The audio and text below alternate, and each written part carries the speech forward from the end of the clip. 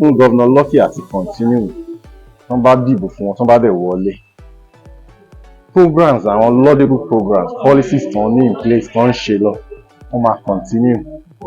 And n tún sọ pé look, because pé wọ́n ní experience, he was a deputy governor before he got the party, vote to come out as the flag bearer. So he has some laudable policies in place. Do you understand? Kan ti bẹ̀rẹ̀ láti ìgbà tí Akérédolú ti wà ńbẹ̀. Do you understand? So tó bá fún opportunity nísìnyí, I can assure you that he will continue with these laudable policies and laudable programs. Not in shame. And I believe that he's somebody that has the heart of the people. You understand? Governor Aiyedatiwa loves the people. He understands the pains that people are going through. So Tomba Debeton, I have no doubt that he will continue or he will roll out policies to reduce hunger, to reduce poverty. And one of these is the fact that our youth must be, productively engaged. Wọ́n gbọ́dọ̀ make sure pé àwọn youth wá ríṣẹ́, àwọn youth wá rí nǹkan tán lè ṣe. Tá bá ti lè take care àwọn youth díẹ̀díẹ̀, a máa reduce hunger, a máa reduce ebi in society. And I have the confidence that Governor Lucky Aiyedatiwa has laudable programs to address this. So mo nígbàgbọ́ pé tí wọ́n bá débẹ̀, definitely wọ́n á ṣe àwọn nǹkan tó máa jẹ́ kí poverty ó reduce. Mo ń kà á lọ́jọ́ òní tí Nigerian Police Force, the IG, sọ pé wọ́n ban àwọn security outfit kọ̀ọ̀kan àti take place ní election yẹn.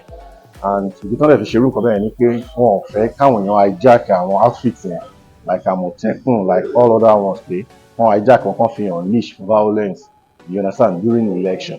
So with that directive, we believe pé the Nigerian police wọ́n ní capacity àti ability àti ensure pé wọ́n máa protect everybody tó bá jáde wá vote.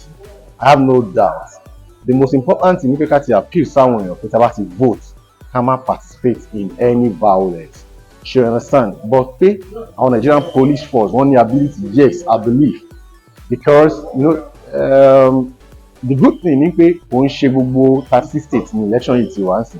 So it's only in Ondo State. So they have had the opportunity to mobilize àwọn ọlọ́pàá wá síbí báyìí so that wọ́n á lè protect everybody. So enough manpower is on ground, enough equipment is on ground to be able to provide security for as many people that will come out àti wá dìbò lọ́jọ́ Saturday. So mo ní confidence, mo nígbàgbọ́ pé ẹgbẹ́ APC máa gbé igbá orókè nítorí pé gómìnà tó wà ńbẹ̀ èèyàn dáadáa ni, wọ́n dẹ̀ ń ṣe dáadáa, ẹni tó ní tẹríba ni, ẹni tó ní wọ́n dẹ̀ ní ìfẹ́ aráàlú. Ṣe get, àwọn náà rí bó ṣe rí, wọ́n mọ nǹkan táwọn aráàlú ń face.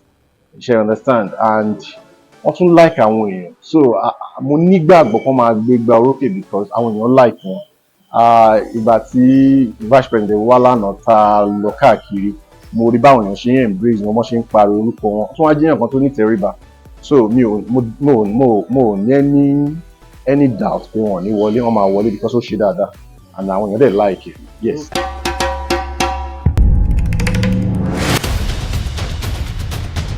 Kilarigbo TV, ìkànnì amúlùdún àkọ́kọ́ tó ń gbé àṣà àti ìṣẹ̀lẹ̀ Yorùbá lárugẹ.